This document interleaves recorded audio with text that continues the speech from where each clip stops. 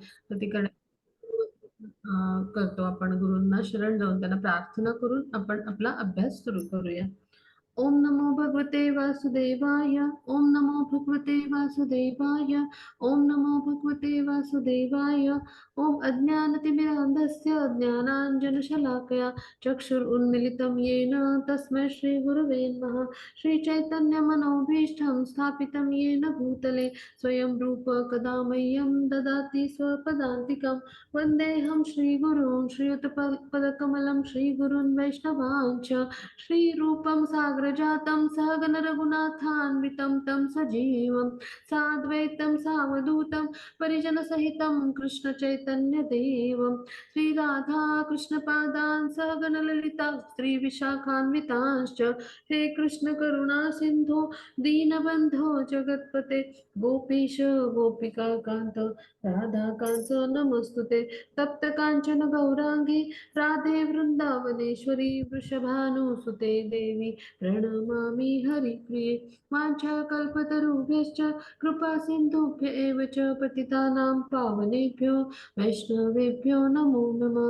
नमो ॐ विष्णुपदाय कृष्णपृष्ठाय भूतले श्रीमते भक्तिवेदान्त स्वामिन् इति नामिने.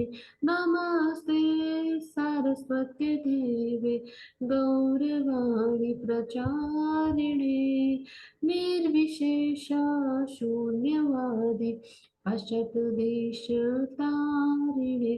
जय श्री कृष्ण चैतन्य प्रभु नित्यानंद श्री अद्वैत गदाधर श्रीवासादि गौरी भक्तवृंद.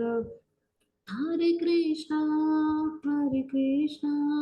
कृष्ण कृष्ण हरे हरे हरे राम राम राम हरे हरे. हरे कृष्ण कृष्ण कृष्ण हरे हरे हरे राम राम राम हरे हरे. श्री चैतन्य महाप्रभु की जय हो. श्रीमद् भगवद गीता की जय हो. श्रील प्रभुपाद की जय हो. श्रील प्रभुपाद की जय. श्रील प्रभुपाद यांचे द्वारा.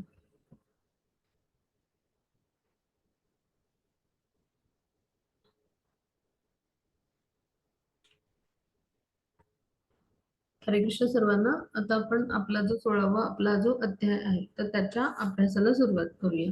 मग त्या अध्यायाचं जे नाव आहे तर ते काय आहे, दैवासुर संपन्न विभाग योग.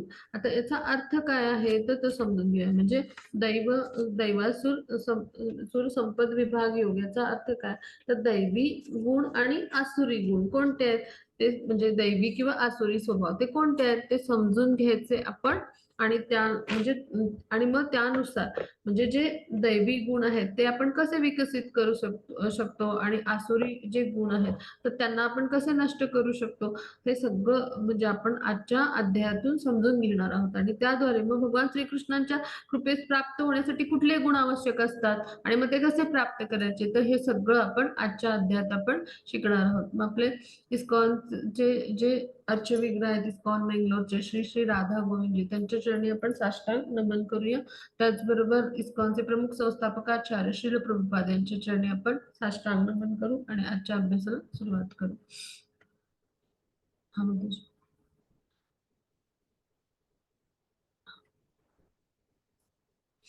15वा अध्याय जो कालचा होता तर त्याच्यामध्ये आपण काय पाहिलं होतं की भौतिक जगापासून आपण कसे अलिप्त होऊ शकतो किंवा आपण ह्या प्रकृतीच्या 3 गुणातून म्हणजे मुक्त होण्यासाठी मग या भौतिक संसारातून कसं अलिप्त व्हायचं, म्हणजे ते कसे प्रयत्न करायचे, मग आपण ज्ञानाच्या चक्षुंनी कसं जाणून घ्यायचं, हे सगळं म्हणजे कशा पद्धतीनं आपण ह्या भौतिक प्रकृती आहे तर तिच्या 3 गुणांच्या बंधनातून मुक्त होतो. तर त्यासाठी कोणतं कर्म करायला पाहिजे हे समजून घेतलं. मग कृष्ण कसे सर्वांचे पालन पोषण करतात, देखभाल करतात हे समजून घेतलं आपण. आणि वेदांत सूत्रांचा मग सारांश काय आहे तर तो आपण समजून घेतला. आणि त्याद्वारे मग आपण कशा पद्धतीने जे भौतिक जग आहे किंवा हा भौतिक संसार आहे की जे मिथ्या प्रतिबिंब आहे, आपल्या जे मूळ आध्यात्मिक जगत आहे त्याचं, तर त्यापासून आपण कसं अलिप्त राहायचं हे सगळं आपण का शिकलो होतो. मग आता पुढे जाऊ आपण. हो, त्याच्यात. हां. मग आता आजच्या अध्यायामध्ये आपण अतिरेकी म्हटलं म्हणजेच ते राक्षसी किंवा आसुरी गुण आहेत. आणि मग राक्षसी स्वभाव कसा असतो, म्हणजे आसुरी स्वभाव कसा, आणि मग आसुरी स्वभावानुसार केलेले जी कर्म असतात, मग त्याचे फलदायी परिणाम म्हणजे क्रियाकलाप म्हणतात त्याला. तर त्यामुळे त्याची उन्नती होते की अधोगती होते, नेमकं काय होतं, म्हणजे त्यांची अशी कुठली कर्म असतात की ज्यामुळे त्यांची अधोगती होते, तर हे सगळं आपण आजच्या अध्यायामध्ये अभ्यासणार आहोत. हा मग त्याची पुढची slide. हरे कृष्ण माताजी. हा श्री भगवान म्हणाले, निर्भयपणा, सत्वशुद्धी, आध्यात्मिक ज्ञानाचे अनुशीलन, दान, आत्मसंयमन, यज्ञ कर्म, वेदाध्ययन, तपस्या, साधेपणा, अहिंसा, सत्य, क्रोधातून मुक्तता, त्याग, शांती, दोष काढण्याच्या वृत्तीचा तिटकारा, सर्व जीवांच्या प्रती दयाभाव, लोभ विहीनता, सभ्यता, विनयशीलपणा, दृढ निश्चय, उत्साह, क्षमा, सूची आणि द्वेष व सन्मानाच्या अभिलाषेपासून मुक्ती, हे सर्व दैवी गुण हे भारता दैवी स्वभावाच्या मनुष्यांमध्ये आढळतात. हरे कृष्ण माताजी. हरे कृष्ण. मग आता आपण समजून घेऊया की भगवान काय म्हणाले, की आता हे जे सगळे गुण आता पहिल्यांदा भगवान जे सांगतायत, तर ते काय सांगतायत की कुठले दैवी गुण आहेत बरं का. मग आता आपण समजून घेऊया की 15व्या अध्यायात आपण काय समजून घेतलं सुरुवातीला, की हे जे भौतिक जगतरूपी वटवृक्ष आहे, तर त्यामुळे काय होतं की त्याच्यामुळे जे अंगभूत मुळं निघतात, तर त्याची तुलना आपण जे जीव आहोत, तर आपल्या शुभ आणि अशुभ कार्याशी त्याची तुलना केलेली आहे त्याच्या मुळांशी. आणि मग आता आपण जे देव आणि असुर यांचे गुण अभ्यासणार आहोत. तर आता ह्याच्यामध्ये आपण हा भाग समजून घेऊया की वैदिक जो आपले संस्कार असतात त्यानुसार आपल्याला जर मोक्षाच्या मार्गावर जायचं असेल, तर आपल्याला सत्वगुणी कर्म असतात ती शुभदायी ठरतात. मग आता अशा क्रियांना काय म्हटलं जातं, दैवी प्रकृती. मग आता ज्याला कुणाला मोक्षाच्या मार्गावर जायचंय, प्रगती करायची, मग तो व्यक्ती दैवी प्रकृतीमध्ये स्थित असणं आवश्यक आहे. मग ह्याच्या उलट काय होतं, रजोगुणी आणि तमोगुणी कर्म असतात, ती काय करतात, लोकांना मोक्ष प्राप्ती तर मिळतच नाही, पण भौतिक जगतात पुन्हा पुन्हा जन्म मृत्यूच्या फेऱ्यात त्यांना यावं लागतं, किंवा अशी कर्म पण त्यांच्याकडून घडू शकतात रजोगुणात तमोगुणाच्या प्रभावामुळे, की त्यांना खालच्या योनीमध्ये स्थान मिळतं किंवा त्यांचं पतन होतं.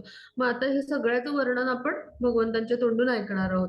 मग आता इथे आपण समजून घेऊया की आता कोणते गुण आहेत की जे आपल्याला दैवी स्वभावाच्या मनुष्यामध्ये आढळतात. मग ते आपण समजून घेऊया. मग आता इथे श्री भगवान काय म्हणतात की निर्भयपणा म्हणजे काय, की पहिला गुण. आता हे सगळे एक एक गुण आपण अभ्यासूया. मग निर्भयपणा म्हणजे काय, की वर्णाश्रम धर्म व्यवस्थेमध्ये काय, आता आपण समजून घेऊ की त्या व्यवस्थेमध्ये जे संन्यासी असतात ते सर्वश्रेष्ठ म्हणजे सगळ्या आश्रमांचे प्रमुख असतात, त्यांना आध्यात्मिक गुरु मानलं जातं. मग ब्राह्मण जे असतात ते क्षत्रिय, वैश्य आणि शूद्र या वर्णांचे आध्यात्मिक गुरु असतात, म्हणजे ब्राह्मण वर्णाचे लोक. मग आता ह्या सगळ्या वर्णाश्रम व्यवस्थेचे प्रमुख कोण, संन्यासी, म्हणजे ब्राह्मणाचे म्हणजे ब्राह्मण वर्णाच्या लोकांचे पण ते आध्यात्मिक गुरु असतात. मग त्यांच्यासाठी सगळ्यात प्रथम गुण कोणता आवश्यक आहे, निर्भयपणा. म्हणजे आता आपल्यासाठी पण गृहस्थाश्रमातल्या लोकांसाठी पण हा निर्भयपणा हा गुण आवश्यक आहे बरं का. म्हणजे असं नाही की फक्त ह्या वर्णाश्रम व्यवस्थेतल्या संन्यासासाठीच हा गुण आवश्यक आहे, तर आपल्याला सुद्धा कसा उपयोगी आहे हा पाहूया आपण. मग आता ह्या संन्यासांना कसं असतं, धर्माच्या प्रचार प्रसारासाठी किंवा ईश्वरी विचारांच्या प्रचार प्रसारासाठी भगवत कृपेवरच ते असतात, हो की नाही, भगवंतांची भक्तिमय प्रेममय सेवा करतात. आणि त्यासाठी त्यांना मग वेगवेगळ्या ठिकाणी असं भ्रमण करावं लागतं आणि फिरावं लागतं. मग आता अशा पद्धतीनं जेव्हा त्यांचं भ्रमण होत असतं म्हणजे वेगवेगळ्या ठिकाणी, मग आपण म्हणजे कसं पाहिजे, तर संन्याशाला विनाआश्रय एकटंच राहावं लागतं म्हणजे.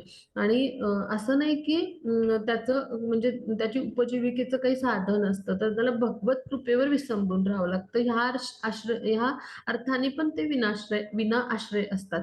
मग आता आपण हा भाग समजून घेऊया की म्हणून मग आपण जो कोणी आपल्यापैकी म्हणजे असा आहे की ज्याला भगवत भक्तीमध्ये प्रगती करायची, तर त्यानं हे समजून घेतलं पाहिजे की भगवान श्रीकृष्ण हे परमात्मा स्वरूपात प्रत्येकाच्या हृदयात उपस्थित आहेत आणि ते सगळं पाहतायत.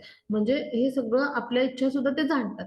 मग श्रीकृष्ण जे आहेत ते परमात्मा रूपाने आपल्या हृदयात स्थित असल्याने ते आपली सगळी काळजी घेणार, हे आपल्याला दृढ विश्वास पाहिजे. म्हणजे आपण हा विचार केला पाहिजे, की मी कधीही एकटा नसेल. मला जरी म्हणजे घनदाट अरण्यात, जंगलात सोडलं, तरी माझ्यासोबत परमात्मा श्रीकृष्ण आहेत. ते माझी सर्वतोपरी काळजी घेतील, माझं संरक्षण करतील.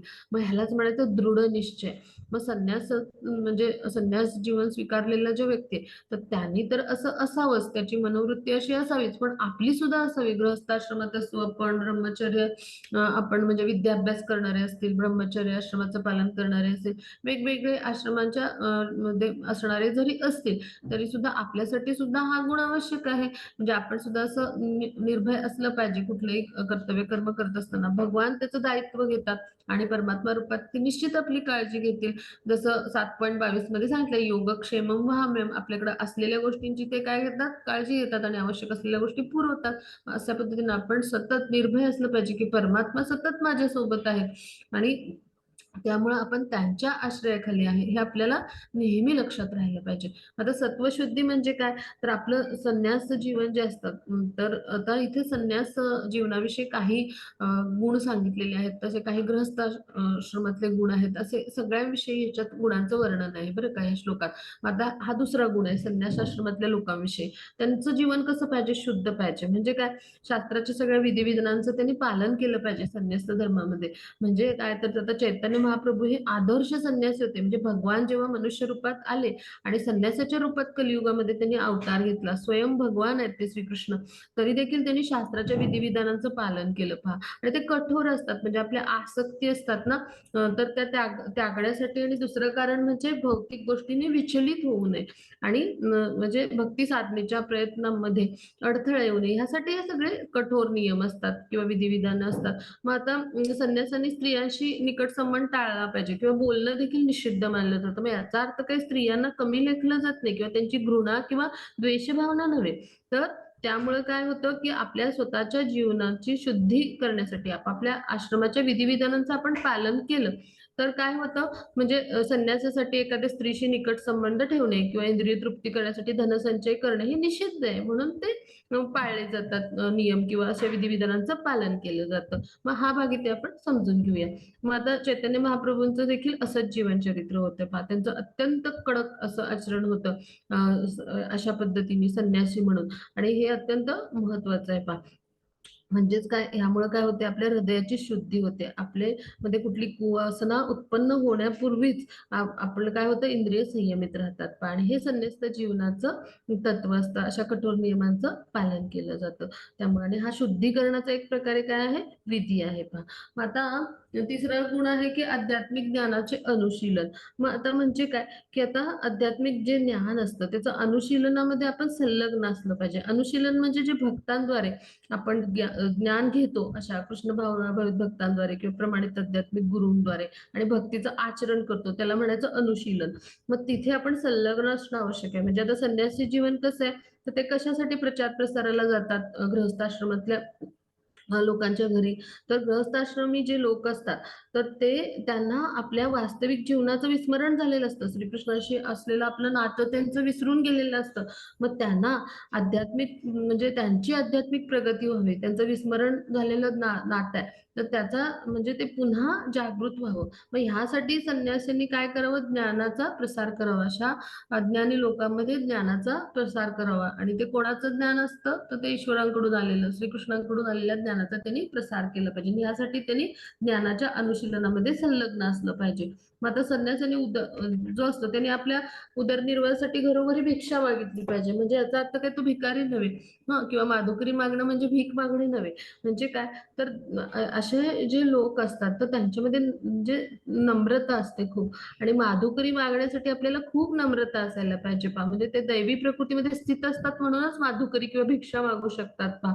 मग ते कशासाठी मागतात, तर ज्या गृहस्थांच्याकडे ते माधुकरी मागायला ज्या गृहस्थांच्या घरी जातात, तर त्यांना कृष्ण भावनेमध्ये आणण्यासाठी, कृष्ण भावनेचा प्रचार करून त्यांना कृष्ण भावना भावित करण्यासाठी ते तिथे जातात. आणि त्यामुळे ती भीक नसते किंवा असं नाही की ते म्हणजे त्यांना आपला उदरनिर्वाह करता येऊ शकत नाही म्हणून ते लोकांकडे म्हणजे अशा पद्धतीने मागायला जातात, तर बिलकुल नाही. तर ज्या गृहस्थाच्या घरी जातात, तर त्या गृहस्थाला कृष्ण भावनेमध्ये आणण्यासाठी, कृष्ण भावनेचा प्रचार करण्यासाठी आणि त्याला कृष्ण भावना भावित कसे करता येईल, हे संन्यासाचं कर्तव्य आहे. आणि म्हणून अशा ठिकाणी संन्यासी माधुकरी मागायला जातात पहा. मग असे जे असतात संन्यासी, ते ज्ञानामध्ये उन्नत असतात आणि मग जेव्हा ते ज्ञानामध्ये उन्नत होतात आणि त्यांचे आध्यात्मिक गुरु सांगतात त्यांना प्रचार प्रसार करायला, तेव्हाच गुरूंच्या आज्ञेनुसार ते प्रचार प्रसार करायला म्हणजे अशा गृहस्थाश्रमातल्या लोकांच्या घरी म्हणजे ते भिक्षा मागण्यासाठी जातात पहा. मग आता दान हा तिसरा गुण आहे. मग आता हा जो दान गुण आहे, हे विशेषतः गृहस्थाश्रमातल्या लोकांसाठी आहे. म्हणजे गृहस्थांनी काय केलं पाहिजे, तर आपण प्रामाणिकपणे अर्थार्जन केलं पाहिजे आणि मग आपल्या उत्पन्नाचा म्हणजे काही भाग, म्हणजे आता उत्पन्नापैकी 50% जो भाग आहे, तर त्याचा जगभर कृष्ण भावनेच्या प्रसारासाठी म्हणजे आपण उपयोग करायचा प्रयत्न केला पाहिजे. हे लगेच नाही जमेल, टप्प्याटप्प्याने करायचं. म्हणजे एकदम 50% करा असं कुठे सांगितलेलं नाहीये. हळूहळू आपल्याला जसं शक्य होईल टप्प्याटप्प्याने प्रयत्न करायचे. मग जेव्हा आपल्याकडे म्हणजे विपुल धन असेल, तेव्हा आपण त्याचा 50% धनाचा उपयोग करू शकतो. आपली जी काही आर्थिक कुवत असते, मग त्यानुसार हळूहळू आपण दान करायला सुरुवात करायची असते. मग जेव्हा कधी आपल्याला शक्य होईल तेव्हा मग आपण 50% पर्यंत असं दान करू शकतो. म्हणजे हे असं उदाहरण म्हणजे भक्तिरसामृत सिंधूमध्ये श्री रूप गोस्वामी जे आहेत, तर त्यांनी अशा पद्धतीने त्यांच्या म्हणजे उपजीविका जी होती, त्यांचं जे अर्जित धन होतं, तर त्याचा अशा पद्धतीने त्यांनी विनिमय केला होता. म्हणजे 50% धन त्यांनी भगवान श्रीकृष्ण आणि त्यांच्या भक्तिमय प्रेममय सेवेसाठी अशा पद्धतीनं दान केलं होतं. त्यांची भरपूर संपत्ती होती आणि मग त्यापैकी 25% मग आपले नातेवाईक, आप्तेष्ट, आपले कुटुंबीय ह्यांच्यासाठी आणि 25% आपत्कालीन परिस्थिती स्वतःसाठी म्हणजे जेव्हा कधी लागणार, अशा पद्धतीने त्यांनी विनिमय केला होता. मग हळूहळू आपण ही सुरुवात करायची. मग कृष्ण भावनेच्या प्रसारासाठी ज्या संस्था आहेत त्यांना आपण दान द्यावं. म्हणजे असं जे दान असतं, ते योग्य व्यक्तीला जर दिलं गेलं तरच ते सत्वगुणी दान ठरतं, नाहीतर मग ते रजोगुणी तमोगुणी होईल. म्हणजे सत्वगुणी दान हेच शास्त्रसंमत दान मानलंय पहा. मग त्यामुळं संपूर्ण विश्वात आपण कृष्ण भावनेचा प्रचार प्रसारासाठी म्हणजे असा प्रचार करण्यासाठी जर दान दिलं, तर ते सत्वगुणी दान ठरू शकतं. मग आता आत्मसंयम म्हणजे काय, तर त्याचा आपण अर्थ समजून घेऊया, की गृहस्थाश्रमासाठी आहे बरं का हा गुण. म्हणजे गृहस्थाश्रमातले पुरुष आपल्या पत्नी सोबत राहतात.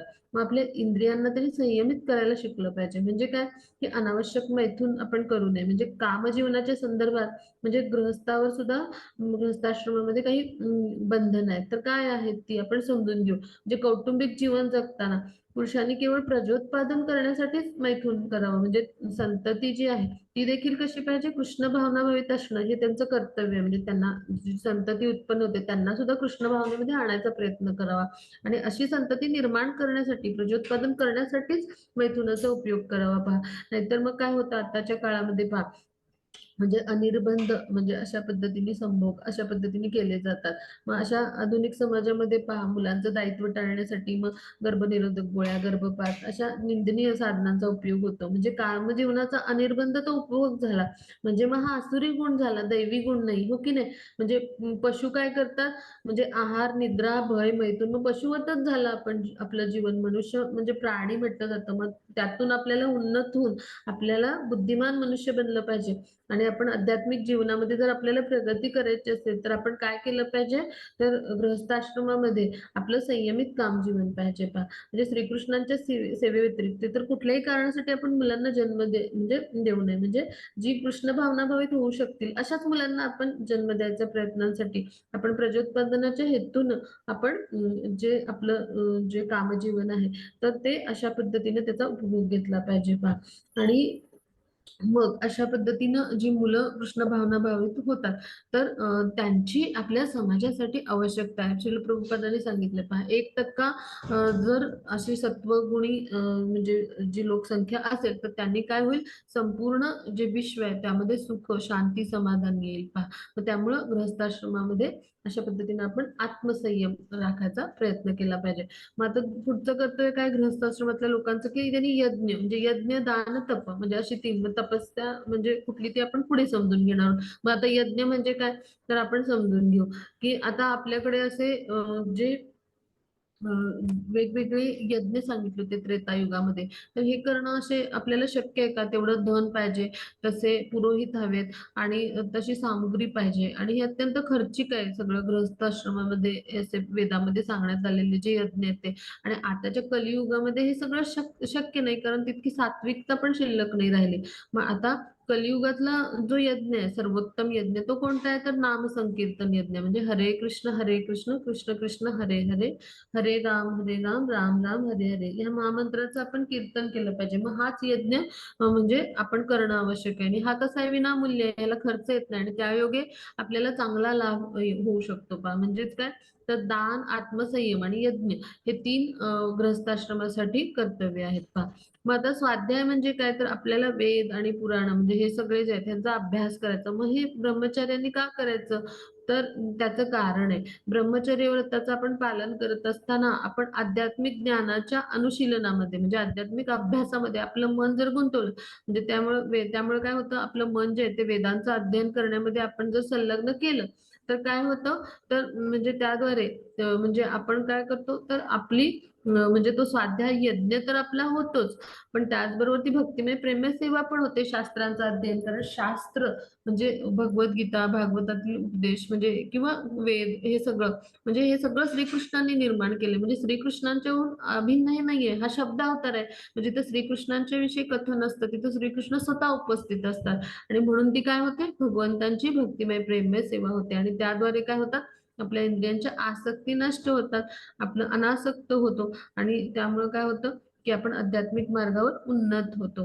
आपली सगळी इंद्रिय शास्त्रांच्या अध्ययनामध्ये आणि भगवंतांच्या सेवेमध्ये अशा पद्धतीने गुंतलेली राहतात. मग त्यामुळे ह्या साध्यायनाचं महत्व आहे. मग तपस्या म्हणजे काय?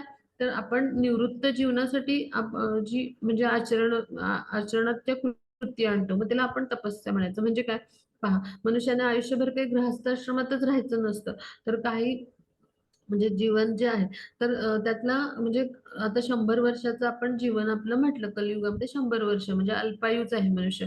मग त्यातलं ब्रह्मचारी म्हणजे ब्रह्मचर्याचं असं म्हणजे ब्रह्मचर्य आश्रमाचं आचरण असं किंवा ब्रह्मचारी व्यक्ती कधीपर्यंत तर विद्याभ्यास तो करत असतो तोपर्यंत म्हणजे गुरुकुल सिस्टीम होती पहा पूर्वी म्हणजे गुरुकुलात जाऊन शिक्षण घेऊन येऊन मग त्यानंतर गृहस्थाश्रमात प्रवेश केला जायचा. मग 25 वर्ष आपण ब्रह्मचर्य म्हणू. मग त्यानंतर पण पुढची 25 वर्ष म्हणजे गुरु आज्ञेने गृहस्थ आश्रमात प्रवेश करायचा. पुढची 25 वर्ष गृहस्थ. मग त्याच्या पुढची 25 वर्ष म्हणजे गृहस्थ आश्रमातल्या जबाबदाऱ्या संपल्या की वानप्रस्थ आश्रम आणि वानप्रस्थ आश्रमात म्हणजे जेव्हा अशा पद्धतीने आपण साधण्याचे प्रयत्न करतो, तेव्हा त्याचा पुढचा टप्पा म्हणजे संन्यास आश्रम. असे 4 आश्रम आहेत. मग आता गृहस्थ जीवनानंतर आपण निवृत्त झालं पाहिजे. म्हणजे पुढच्या आपण म्हणजे आश्रमामध्ये आपण जाण्याचा प्रयत्न केला पाहिजे. म्हणजेच काय गृहस्थ आश्रमातून निवृत्त झालेला जो व्यक्ती असतो, मग त्यांनी काय केलं पाहिजे? आपल्या शरीराचं, मनाचं आणि जिव्हेचं तप केलं पाहिजे. म्हणजे काय? तर हरे कृष्ण महामंत्र आहे, तर त्याचा जप म्हणजे आपलं जिव्हेचं तप झालं, हो की नाही? आणि आवश्यक तितक्याच गोष्टी ग्रहण करायच्या किंवा निरर्थक बोलणं आपण टाळायचं, हो की नाही? मग त्याला मौन म्हटलंय. हे जिव्हेचं तप झालं. शरीराचं तप म्हणजे काय? तर आपला जो देह आहे, तो कृष्ण भावनेच्या प्रचार प्रसारासाठी आपण किंवा अशा पद्धतीने कसा उपयोगात आणू, आपले सगळे इंद्रियांना कृष्ण सेवेसाठी कसे उपयोगात आणू असा प्रयत्न करायचा. मनाचं तप म्हणजे काय? तर आपण श्रीकृष्ण जे आहेत, तर त्यांचं नवविधा भक्तीद्वारे म्हणजे कीर्तन, त्यानंतर आपण स्मरण केलं, हो की नाही? हे वेगवेगळ्या भक्तींचे म्हणजे जे 9 प्रकार आहेत, तर त्याद्वारे आपण मनाला म्हणजे मन हे देखील भौतिक इंद्रिय आहे. मग त्याला इतर इंद्रियांसोबत आपण या नवविधा भक्तीमध्ये गुंतवलं, तर निश्चितच काय होईल? हे मनाचं तप होईल. मग अशा पद्धतीने आपण प्रयत्न करायचा. मग आता पुढे काय सांगितलंय तर आर्जवम म्हणजे काय द साधेपणा म्हणजे आपण इतके साधे सरळ हवं की असावे की आपण शत्रूला देखील ना आपण निष्कपटपणे सत्य सांगू शकलो पाहिजे. म्हणजे अशा पद्धतीने आपण सत्याचं आचरण करायला हवं. मग अहिंसा म्हणजे काय की कुठल्याही मनुष्यानं कोणत्याही जीवाच्या उत्क्रांतीमध्ये बाधा नको आणू. मग एखाद्याला म्हणजे मांसाहार करायचा असेल तर भगवंतांनी असं कुठं नाही सांगितलं की पशुवध करा आणि म्हणजे म्हणजे त्यांनी निसर्गामध्ये भरपूर फळं किंवा भरपूर भाजीपाला किंवा वनस्पती हे विपुल प्रमाणात म्हणजे अन्नधान्य आपल्याला पुरवलंय. मग आता ज्यांना आत्मसाक्षात्कारात किंवा आध्यात्मिक मार्गात प्रगती करायची आहे, त्यांनी मुळीच हिंसा करू नये. म्हणजे काय, की कोणाच्याही प्रगतीला बाधा न करणे हीच खरी अहिंसा आहे. पहा, आपण अभ्यासली हो की नाही? आणि दुसरा अहिंसेचा अर्थ काय आहे? तर एखाद्याला, अज्ञानी व्यक्तीला आपण भगवंताविषयीच्या ज्ञानामध्ये उन्नत करणं ही खरी अहिंसा. मग आता पशुयोनीत एखादा पशु असेल, त्याला आपण जर मारलं, तर तो पशु जेव्हा म्हणजे त्याचा जेव्हा आपण वध करतो, तर त्याची प्रगती खंडित होते. मग तो पशु जेव्हा त्या शरीरामध्ये अमुक दिवस, अमुक महिने, अमुक वर्ष राहणार असतो. अकाली मारला गेल्यामुळे त्याला पुन्हा त्याच योनीमध्ये जन्म घ्यायला लागतो आणि मग तो म्हणजे कार्यकाळ पूर्ण केल्यानंतर त्याला दुसऱ्या योनीमध्ये उन्नत होता येतं. म्हणजेच काय, तर त्याला आपण अशा पद्धतीनं त्याच्या उत्क्रांतीमध्ये म्हणजे बाधा आणून त्याचा जीवनमान खंडित करत असतो. आणि म्हणून आपण आपल्या म्हणजे म्हणजे जिव्हा लोलले म्हणतात, तर त्यासाठी कधी सुद्धा पशूंच्या उत्क्रांतीमध्ये बाधा आणू नये. हीच खरी अहिंसा आहे पहा. आता सत्यम म्हणजे काय? तर मनुष्याने वैयक्तिक स्वार्थासाठी म्हणजे सत्याचं कधी विकृतीकरण करू नये. मग ह्याचा अर्थ काय? तर वैदिक ग्रंथामध्ये काही भाग असतो. म्हणजे आता आपण अभ्यासतोय हे सगळं, हो की नाही? मग ह्याचे जे अर्थ आहेत ना, हे प्रमाणित आध्यात्मिक गुरूंकडून आपण अभ्यासले पाहिजेत किंवा वेदांना जाणण्यासाठी सुद्धा हीच प्रक्रिया आहे. मग आपण वैयक्तिक स्वार्थाने मीच पुस्तक आणलंय आणि मग मी त्याच्यावर अर्थ मला जे समजतील ते लावायचा प्रयत्न केलाय अभ्यासाचा. तर मग काय होईल, तर मूळ जो अर्थ आहे त्याचा म्हणजे त्यातल्या श्लोकांचा, आता समजा भगवद्गीता आहे, तर त्यातल्या मूळ आशयाचा अनर्थ करणारी आपली अनेक भाष्य ठरतील पहा. म्हणजे या शब्दांचा वास्तविक अर्थ जो आहे, तर तो आपण समजून घेतला पाहिजे आणि तोच इतरांना प्रस्तुत केला पाहिजे. मग याचं शिक्षण आपण कुठून घ्यायचं? तर प्रमाणित आध्यात्मिक गुरूंकडून घ्यायचं पहा. एका माताजींनी आपल्याला सुरुवातीला विचारलं होतं पहा, लक्षात असेल तर उदाहरण मी देईन, की गरुड पुराण मी वाचू का? तर वाचायला कुठेच अडकाठी नाहीये. पण आपण काय आहोत? तर आपण तितके आध्यात्मिक ज्ञानामध्ये उन्नत नाही आहोत. आपण आणि म्हणून आपण सत्याचं आपण म्हणजे विकृतीकरण आपल्याकडून होऊ नये. कारण वैदिक ग्रंथामध्ये काही भाग कठीण आहे आणि त्याचा अर्थ प्रयोजन आहे. तर हे आपल्याला अधिकृत आध्यात्मिक गुरूंकडूनच शिकलं पाहिजे पहा. आणि वेदांना जाणण्याची हीच क्रिया आहे आणि म्हणून आपण काय केलं पाहिजे? प्रमाणित आध्यात्मिक व्यक्तींकडून श्रवण केलं पाहिजे आणि आपण स्वमताने आपल्या वैयक्तिक स्वार्थासाठी म्हणजे असं भाष्य करू नये. म्हणजे असं सांगण्यात आलंय पहा शास्त्रामध्ये. मग हेच नियम आपल्याला अशी सगळी शास्त्र, पुराणं वाचताना, की आपण प्रमाणित आध्यात्मिक गुरूंकडून शिकलं तर आपल्याला त्याचा योग्य यथार्थ जो अर्थ आहे ना तो समजतो आणि आपल्याला सुद्धा आत्म्याला यथार्थ ज्ञान होतं. आणि म्हणून आपण काय केलं पाहिजे, मनानेच काहीतरी आणून वाचण्यापेक्षा आपण अशा उन्नत साधकांकडून किंवा आध्यात्मिक जे गुरु असतात प्रमाणित त्यांच्याकडून ज्ञान घ्यायचा प्रयत्न केला पाहिजे.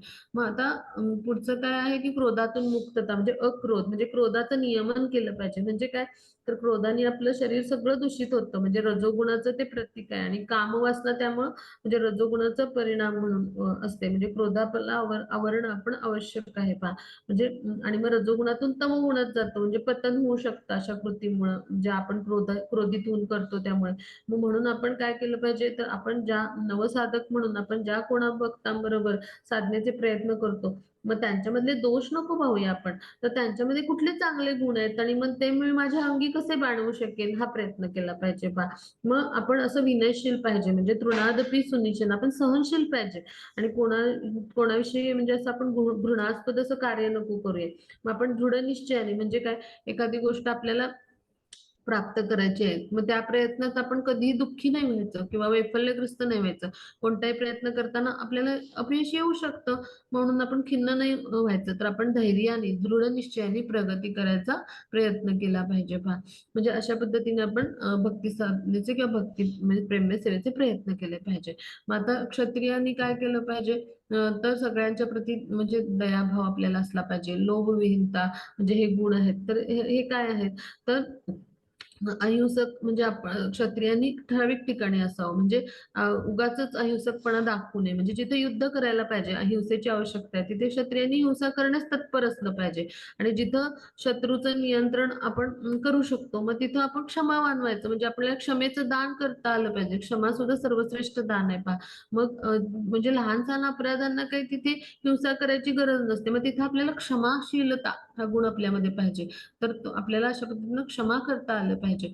किंवा मग आता शुची आणि द्वेष म्हणजे सन्मानाच्या अभिलाषेतून मुक्ती असं म्हटलंय.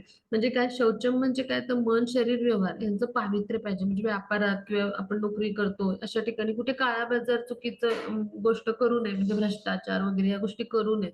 किंवा नातीमानता म्हणजे काय आपल्याला मानाची अपेक्षा नको. म्हणजे काय की आपण जर भगवंतांचे दासच आहोत ही आपली वास्तविक स्थिती आहे, तर मान अपमानाचा प्रश्न येतोच कुठे आणि कुणी मान द्यावा प्रश्न येतोच कुठे. आपण सगळेच दास आहोत. मग हा आपल्यामध्ये भाव असावा. मग व्यर्थ प्रतिष्ठेने कुणी गर्विष्ठ होऊ नये म्हणजे उच्च वर्णातल्या लोकांनी. आणि मग शूद्रांनी सुद्धा उच्च वर्णातील लोकांचा आदर करावा. मग अशा पद्धतीने आपण जेव्हा सगळे गुण आपल्या अंगी म्हणजे जे असतात तर ते विकसित करतो. तर हे सगळे 26 गुण आहेत. हे दिव्य गुण आहेत. मग हेच श्रीकृष्णामध्ये आहेत सगळे गुण. आणि मग जेव्हा आपण असे विकसित करतो पहा त्यावेळेला मग हळूहळू आपण आध्यात्मिक म्हणजे साक्षात्काराच्या पुढच्या टप्प्याला जातो किंवा आपली आध्यात्मिक उन्नती होते. आणि हे सगळे गुण दैवी मनुष्यामध्ये पाहायला मिळतात किंवा दैवी स्वभावाच्या म्हणजे जे देव आहेत किंवा दैवी स्वभावाचे व्यक्ती आहेत त्यांच्यामध्ये आपल्याला पाहायला मिळतात. मग आता पुढे जाऊ आपण. दर्भो दंभो दर्पोऽभिमानश्च क्रोधपारुष्यमेव च अज्ञानं चाभिजातस्य पार्थ सम्पदमासुरीम्.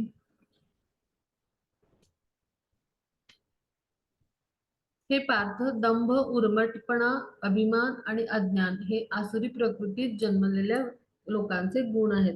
मग आता भगवान काय म्हणतात की दंभो दर्पो अभिमानश्च म्हणजे काय की या श्लोकामध्ये म्हणजे आता हे सांगितलंय की ज्यांना असा अहंकार आहे, उर्मटपणा, अभिमान आहे, तर असे जे लोक असतात ते आसुरी लोक असतात. म्हणजे आता आसुरी लोकांचे गुण सांगितले. दैवी गुण कुठले आहेत ते आपण अभ्यासले.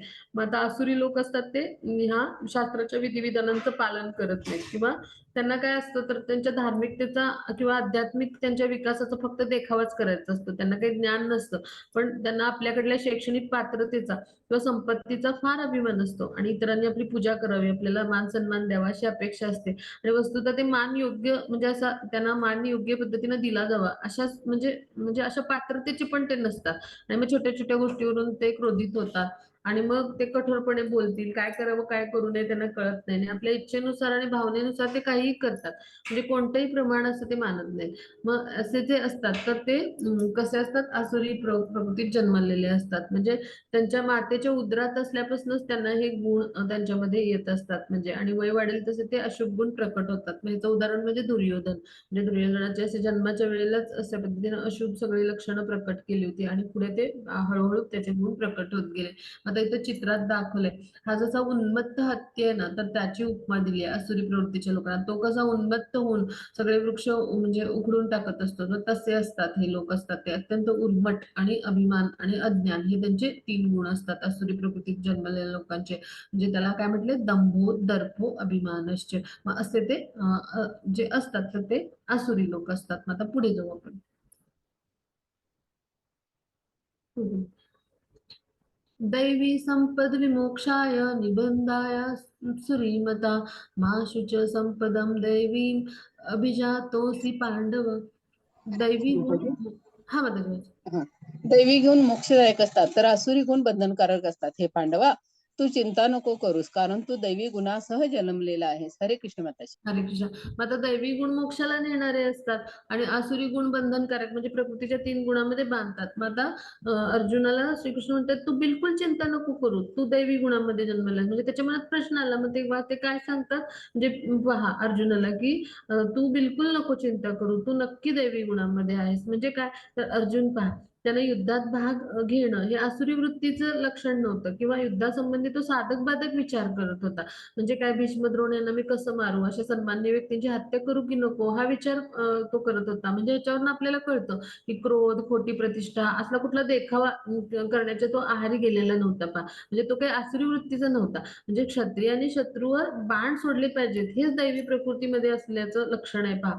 आणि जर अशा कर्तव्यापासून परावृत्त झालं, माघार घेतली तर ते मग आसुरी लक्षण आहे. आहे. म्हणजे क्षत्रियाचं कर्तव्य काय, तर त्यांनी युद्ध केलं पाहिजे. आणि म्हणून अर्जुनाला ते काय म्हणतात, तू बिलकुल चिंता करू नको, काळजी करू नको. मग की तू दैवी म्हणजे गुणांसह जन्मलेला आहेस. म्हणजे वर्णाश्रम धर्माच्या नियमात तत्वांचं पालन करणारी कुठलीही व्यक्ती असेल, तर ती कशी असते, दैवी प्रकृतीमध्ये स्थित असते. हे याच्यावरून आपण शिकलो. मग आता पुढे जाऊ आपण.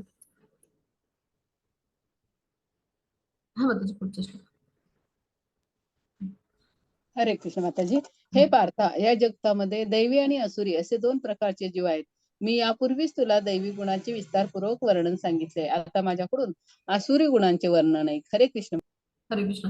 मग आता या जगामध्ये दैवी आणि असुरी असे दोन प्रकारचे जीव असतात. मग दैवी लोकांचे गुण मी तुला सांगितले असे भगवान म्हणतात. मग आसुरी लोकांचे गुण आता सांगतात. मग तेव्हा आपण आता हा भाग समजून घेऊ की दैवी गुणांसह जन्मास आलेले लोक संयमित जीवन जगतात.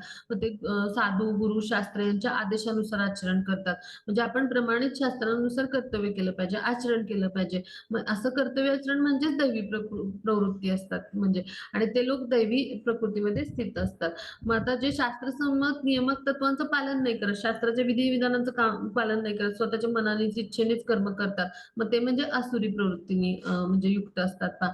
मग संमत जे नियामक तत्व आहेत त्यांचं पालन करणे हा एकमेव इथं निकष आपण वापरतो. म्हणजे शास्त्रांचं जो पालन करणारा असतो तर तो म्हणजे कोण आहे, दैवी व्यक्ती किंवा देव.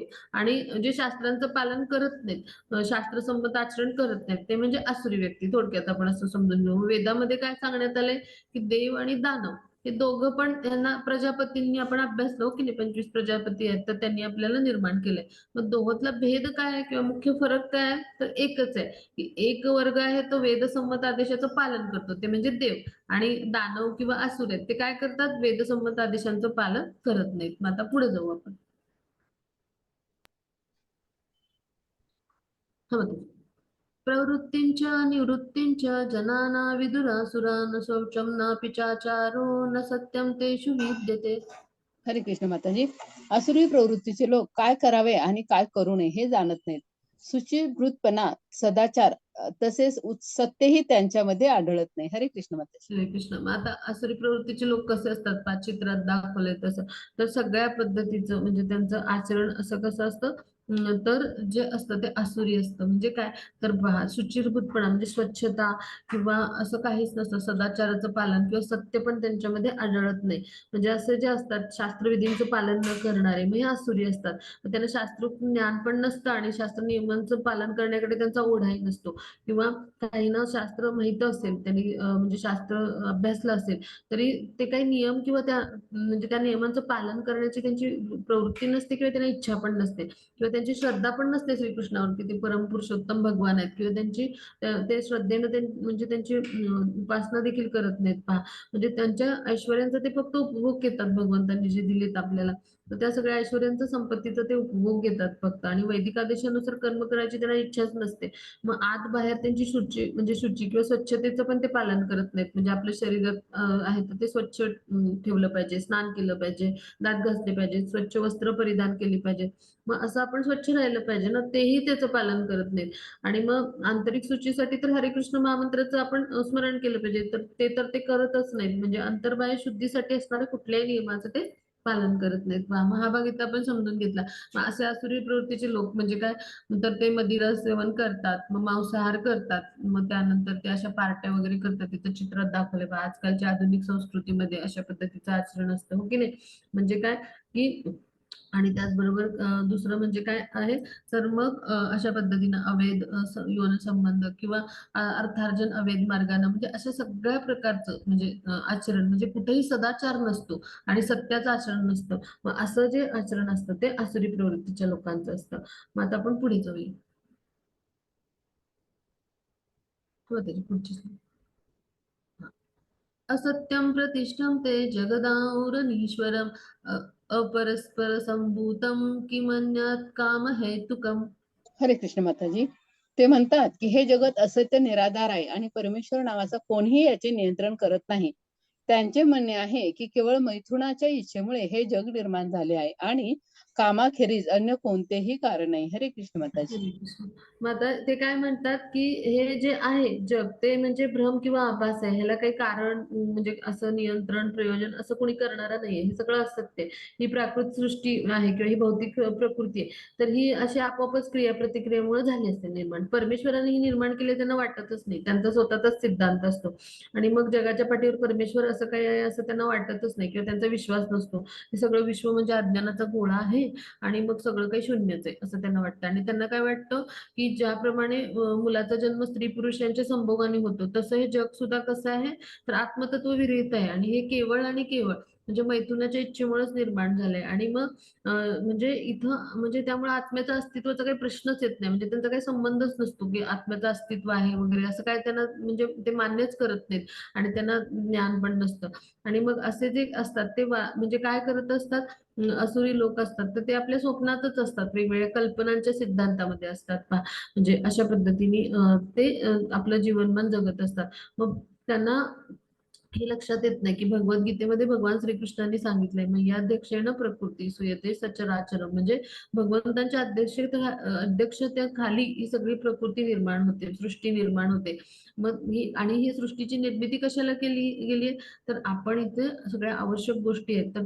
त्यांचा आपल्याला जीवात्मा म्हणून भगवान पुरवठा करतात भौतिक सृष्टीच्या माध्यमातून आणि त्या सगळ्याचा उपभोग घेत आपली जी कर्म आहेत ती कर्तव्य कर्म करत करत भगवंतांची भक्तिमय प्रेममय सेवा करून आपण स्वग्रही परतण्यासाठी ही निर्मिती केली मग हे सगळं काही त्यांना भौतिक सृष्टीविषयी त्यांना ज्ञानच नसतं आणि आसुरी व्यक्तींचा त्यांचा स्वतःचाच एक सिद्धांत असतो आणि एक शास्त्रार्थ आणि दुसरं शास्त्रार्थ तर त्यामध्ये काय फरक आहे तर एक शास्त्रार्थ असतो त्याला दुसऱ्या शास्त्रार्थ इतकंच ते प्रमाणभूत मानतात म्हणजे सगळ्या शास्त्राचा मिळून एकच प्रमाणभूत असा अर्थ त्यांना मान्य नसतो म्हणजे काय की पहा पूर्वीच्या काळी ब्लॅक अँड व्हाईट टीव्ही होते म्हणजे एक संशोधन आलं मग त्याच्या पुढे अजून आता फ्लॅट स्क्रीन टीव्ही आलं म्हणजे एक शास्त्रांत तो पण मानला आणि दुसरा पण मानला म्हणजे अशी वेगवेगळी संशोधनं आली हो की नाही किंवा आता मोबाईल आला आणि त्या काळात मोबाईल नव्हता मग अशा पद्धतीने ते टेलिफोन होते म्हणजे एक शास्त्रार्थ एक संशोधन आणि दुसरं संशोधन ह्या सगळ्यालाच ते प्रमाण मानतात पण असं नसतं तर वैदिक प्रणालीमध्ये कसं आहे तर सगळ्या शास्त्रांचा एकच प्रमाणभूत असा अर्थ आहे म्हणजे भगवान सर्वोच्च नियंत्रक आहेत आपले परमेश्वर आहेत आपल्या सर्वांचे ते पालन पोषण करते आहेत आणि आपण त्यांचे जीवात्मक अंश आहोत मग हा जसा वैदिक प्रणालीमध्ये किंवा वैदिक ज्ञानामध्ये मतितार्थ असतो असा त्यांच्याकडे नसतो आता पुढे जाऊ आपण हा मग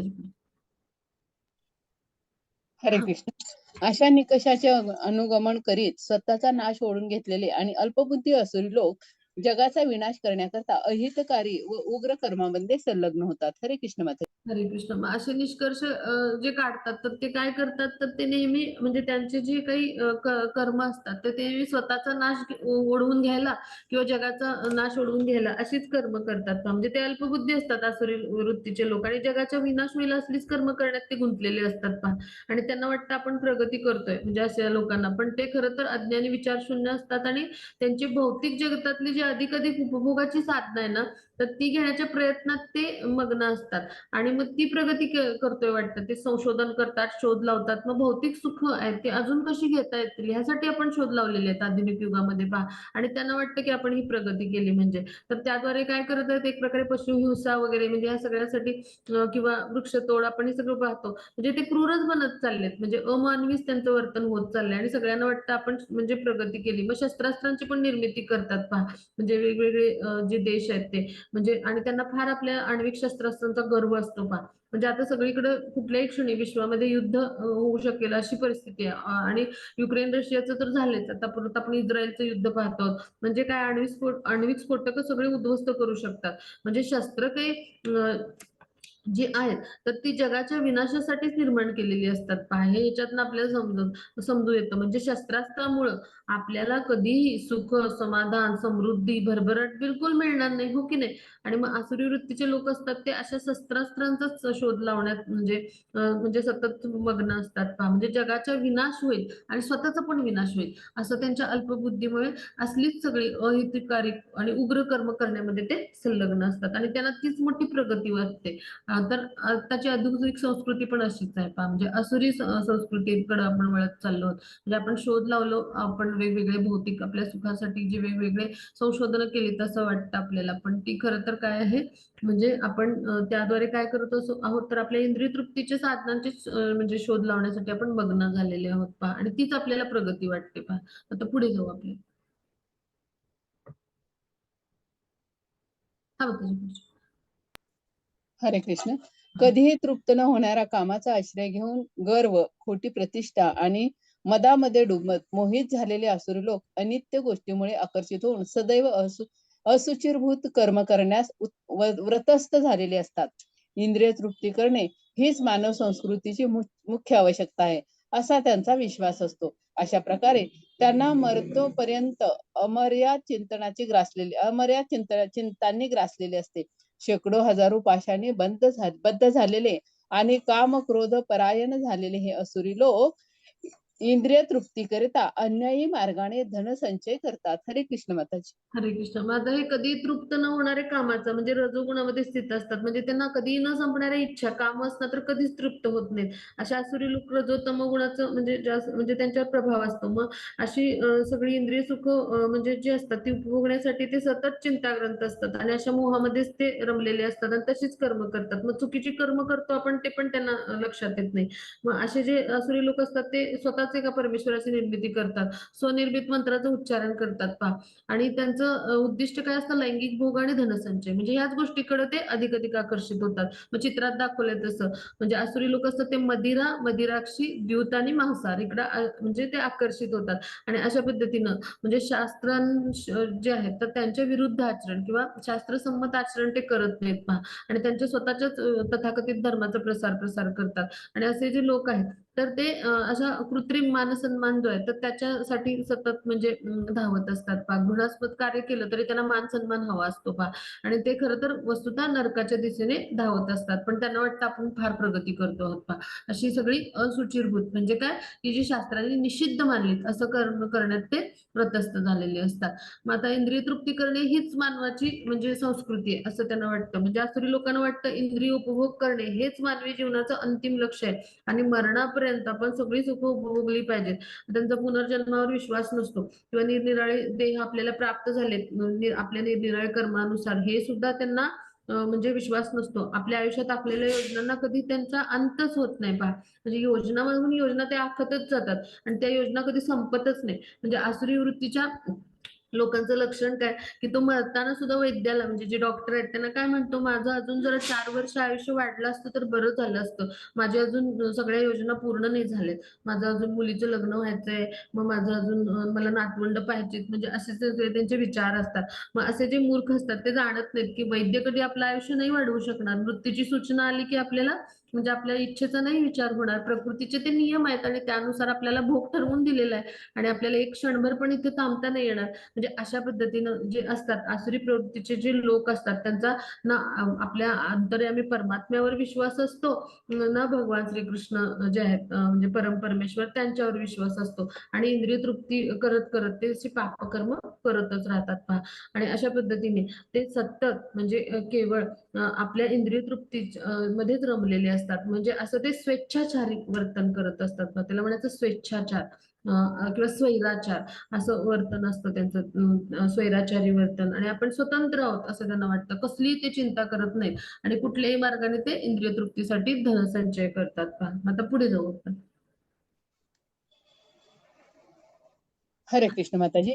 आसुरी मनुष्य विचार करतो की आज माझ्याकडे इतकी संपत्ती आहे आणि माझ्या योजनेनुसार मी अधिक संपत्ती प्राप्त करेन.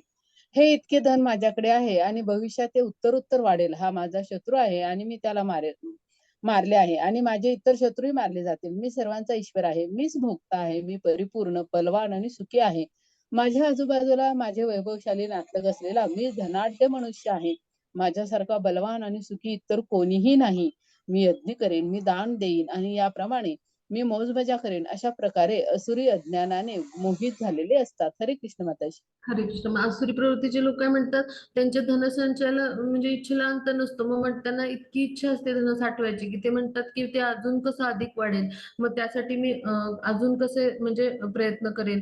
मग पापकर्म करायला पण ते संकोच करत नाहीत. मग काळाबाजारी करतील. मग असलेली संपत्ती, कुटुंब, घर किंवा धन अजून कसं वाढेल हे प्रयत्न, त्याची म्हणजे त्याची वृद्धी कशी होईल ह्या योजना आखत असतात. स्वतःच्या सामर्थ्यावरच त्यांना विश्वास असतो. त्यांना असं नाही वाटत, की आपल्याला हे मिळालेलं वैभव म्हणजे पूर्वजन्मातल्या पुण्यकर्मांचं फळ आहे.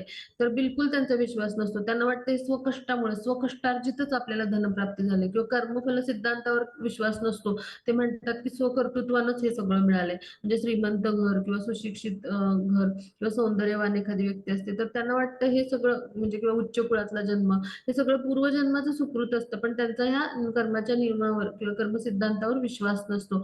आसुरी लोक कसे असतात, की ते त्यांना सगळं वाटतं स्वकष्टानेच मिळालंय आणि मग ते इतर आसुरी लोकांशी स्पर्धा करतात पहा. मग एकमेकांचं शत्रुत्व म्हणजे ते ओढवतात. म्हणजे शत्रुत्व कसं असतं, व्यक्ती-व्यक्तीमध्ये, एकाच कुटुंबातल्या व्यक्तीमध्ये बघा, सासू-सुनेमध्ये असतं, भावामध्ये असतं, बहिणीमध्ये असतं, हो की नाही? नवरा-बायकोमध्ये पण असतं. कुटुंबात म्हणजे एका कुटुंबात आणि दुसऱ्या कुटुंबात, मग शेजाऱ्यांमध्ये असेल, वेगवेगळ्या नातेवाईक कुटुंबामध्ये असेल, मग समाजात म्हणजे वेगवेगळ्या समाजात काही म्हणजे जे म्हणजे समाजामध्ये काही ज्या म्हणजे पंथ आहेत त्यांच्यामध्ये किंवा वेगवेगळ्या जातींमध्ये तेढ असते पहा. मग आता वेगवेगळ्या राष्ट्र म्हणजे राज्यामध्ये म्हणजे 2 राज्यांमध्ये पण असतं पहा. मग दंगल, हिंसा होते. मग राष्ट्रांमध्ये असतं म्हणजे वेगवेगळे देश आहेत त्यांच्यामध्ये. मग त्याचा परिणाम काय होतो, जगभर सतत युद्ध, कोलाहल आणि शत्रुत्व माजलेलं असतं पहा. मग हे सगळं कशाचं लक्षण आहे? तर अशा न संपणाऱ्या अमर्याद इच्छा आणि हे आसुरी प्रवृत्तीचे गुण आहेत पहा.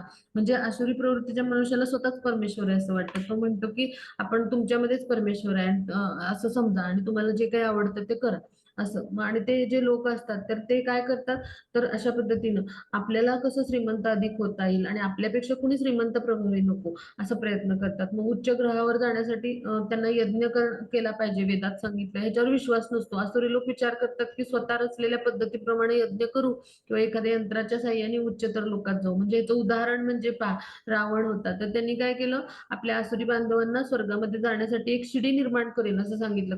काही गरज नाहीये वेदोक्त यज्ञकर्म करायची. म्हणजे ते पुण्यकर्म होतात ना, वेदामध्ये सांगितल्याप्रमाणे ते कर्मकांडाचा भाग असेल, सकाम कर्म होतात. मग पुण्यकर्म होऊन स्वर्गात आपल्याला स्थान मिळतं. तर असं काही करायची गरज नाही असं सांगितलं. मग तसंच आत्ताच्या आधुनिक काळामध्ये होतं पहा. आपले जे आत्ताच्या शास्त्रज्ञ आहेत, तर ते म्हणजे त्याचं एक उदाहरण आहे. म्हणजे आपण टीका म्हणून नको अभ्यासूया, पण उदाहरण म्हणून. तर आसुरी लोक काय करतात, ही वेगवेगळी यंत्र निर्माण करतात आणि उच्च ग्रहावर म्हणजे उपग्रह सोडतात पहा. मग ही सगळी मोहाची उदाहरण आहेत. आपल्याला वाटतं आपण प्रगती केली पण आपण नकळत नरकाच्या दिशेने जात असतो. मग जसं जाळ्यात अडकलेला मासा, तो कधी नाही बाहेर येऊ शकत. मग तसंच होतं आसुरी लोकांचं, त्यांना बाहेर पडण्याचा मार्ग नसतो. मग ते चित्रात दाखवले पहा. कंसाने काय केलं, तर देवकी मातेचे पुत्र आहेत, तर त्यांची हत्या केली. म्हणजे असे ते स्वार्थी असतात. कुठल्याही थरावर जातात स्वतःसाठी. मग त्यानंतर इकडे जो कंस आहे, तो म्हणजे आसुरी प्रवृत्तीचा कसा होता, तर स्वतःचं संरक्षण करण्यासाठी जेव्हा आकाशवाणी झाली, तेव्हा आपल्या बहिणीला देखील तो मारण्यासाठी, तिचा वध करण्यासाठी त्याने तलवार काढली पहा. आणि म्हणजे अनैतिकतेचं आचरण करतात. म्हणजे कुठलीही गोष्ट करायला तयार होतात. त्याचं उदाहरण म्हणजे रावण. त्यांनी काय केलं, तर ब्राह्मणाचा वेश घेतला आणि सीतामायेचं काय केलं, सीतामातेचं अपहरण केलं. मग असे जे असतात ते अज्ञानाने मोहित झालेले आणि स्वार्थासाठी न संपणाऱ्या इच्छा म्हणजे सततच्या इच्छा आणि आसक्ती यामध्ये गुरफटलेले, तर असे जे असतात ते आसुरी प्रवृत्तीचे लोक असतात. मग आता पुढे जाऊ आपण.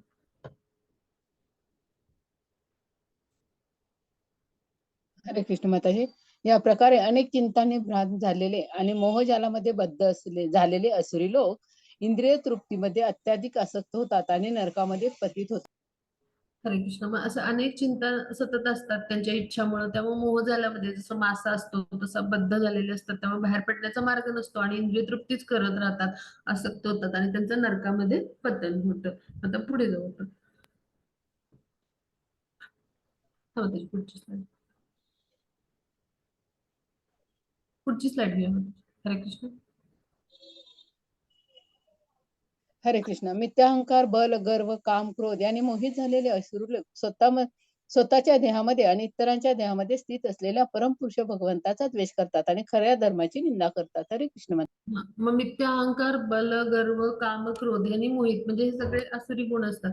तर ह्यांनी काय करतात, तर स्वतःच्या देहामध्ये आणि इतरांच्या देहामध्ये स्थित असलेले परमपुरुष भगवान आहेत त्यांचा द्वेष करतात. हो की नाही? म्हणजे असा द्वेष करतात आणि त्यांचा द्वेष केल्यामुळे काय होतं, ते खऱ्या धर्माची निंदा करतात. म्हणजे भगवंतांची तर निंदा करतातच. त्याचबरोबर काय, की ते म्हणजे अज्ञानापोटी म्हणजे त्या भगवंतांच्या नियंत्रणावर ते महत्व देत नाहीत, त्यांच्यावर विश्वास नसतो. तर भगवंतांचा आणि शास्त्रांचा पण ते द्वेष करतात, शास्त्रांचं अधिकृतता नाकारतात आणि प्रत्येक कर्म स्वतःला स्वतंत्र म्हणजे करताना स्वतःला स्वतंत्र सामर्थ्यशाली समजतात.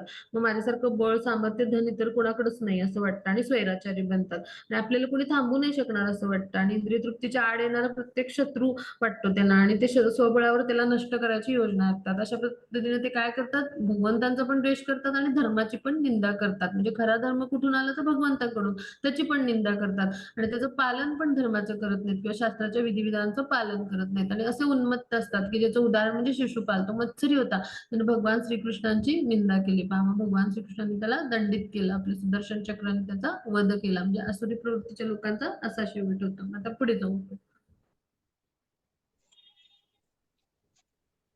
हरे कृष्ण. जे द्वेषी, क्रूर आणि निरापराध आहेत त्यांना मी चिरकालासाठी भवसागरामधील विविध आसुरी योनी टाकत असतो. हरे कृष्ण. हा, म्हणजे असे जे असतात द्वेषी, क्रूर, नराधम असतात, मग त्यांना आसुरी योनीमध्ये सदैव म्हणजे ठेवलं जातं. म्हणजे काय, की याच्यातून लक्षात घेऊया की जे दैवी शक्तीच्या मार्गदर्शनाखाली असतात त्यांना विशिष्ट शरीर प्राप्त होतं आणि पशु, कृमी, मनुष्य अशा योनी आढळतात. पण जे असुरी असतात त्यांना मात्र देव काय करतात, तर म्हणजे त्यांच्या कर्मानुसार अशा असुरी योनीमध्ये म्हणजे त्यांना ठेवलं जातं आणि मग ते क्रूर, नराधम असे असतात आणि ते सदैव कामुक, हिंसक, द्वेषी, अपवित्र असतात आणि मग त्यांच्या कर्मामुळे काय होतात, अजून त्यांचं पतन होतं. मग अरण्यामधले पारधी हे असुरी योनीमध्ये असतात. पहा, त्याचं उदाहरण आहे ते. आता पुढे जाऊ. हरे कृष्ण. हे कोणते या आसुरी योनीमध्ये वारंवार जन्म घेणारे असे लोक कधीही माझ्याकडे येऊ शकत नाहीत. हळूहळू ते अत्यंत अधम गतीला प्राप्त होतात. हरे कृष्ण. हरे कृष्ण. मग आसुरी योनीमध्ये जे जन्म घेतलेले असतात तर ते कधीही भगवंतांच्या कृपेस पात्र होऊ शकत नाहीत. त्यांना आसुरी योनीमध्येच ठेवलं जातं. ते मध्ये कुत्रा, मांजर, डुक्कर असं शरीर मिळतं. पहा, मग असे जे पतन झालेले असतात तर ते त्यांना अशाच योनी प्राप्त होतात. मग असं कोणी म्हणू नको की परमेश्वर आहेत ते दयाळू, कृपाळू आहेत, मग ते असुरावर का नाही दया करत. तर ही एक प्रकारची दयाच असते भगवंतांनी केलेली, कारण भगवान कुणावरही द्वेष करत नाही. पहा, असुरांना अधम योनीमध्ये का ठेवलं जातं, ते भगवंतांच्या दुसऱ्या प्रकारे कृपेचंच लक्षण आहे. पहा, म्हणजे भगवान असुरांचा कधी कधी वध करतात. मग असुरांचा वध चांगल्यासाठीच होतं. म्हणजे भगवान श्रीकृष्णांनी मारलेला असुर आहे तो प्रत्येक तो मुक्त झालाय, त्याला मोक्ष मिळालाय. मग रावण, कंस, हिरण्यकश्यपू जे आहेत, तर ही असुरांची उदाहरणं आहेत. म्हणजे असुरांचा वध भगवंतांनी विविध अवतारात केला आणि भगवंतांकडून जेव्हा मारले जातात मग त्यांना काय होतं, मोक्ष मिळतं. म्हणजे ही अशा प्रकारे त्यांच्यावर भगवान श्रीकृष्णाची कृपाच असते. आणि म्हणून त्यांना भगवान असुरी योनीमध्ये ठेवतात. आता पुढे जाऊ आपण.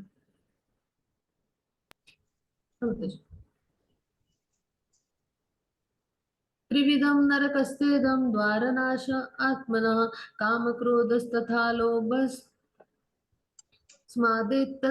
त्यजेत. मग त्याची दिसत नाही शब्द, एक मिनिट.